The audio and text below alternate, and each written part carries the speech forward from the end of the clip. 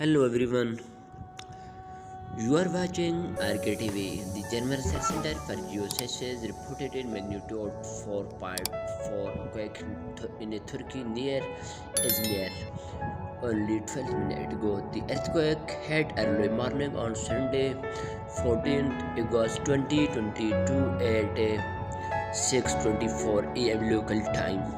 It is shallow depth of 10 kilometers. The exact magnitude, epicenter, and depth of quake might be revised within the next few hours or minutes as seismologists review data and refine their calculation or as other agencies issue their reports.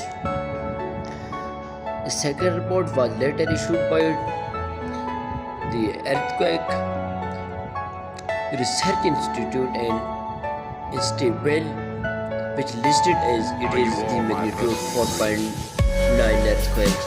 Other agencies reporting the same quake include the National Observatory of Athens, magnitude 4.8, citizen-seismograph network of RaspberryShake, and magnitude 5.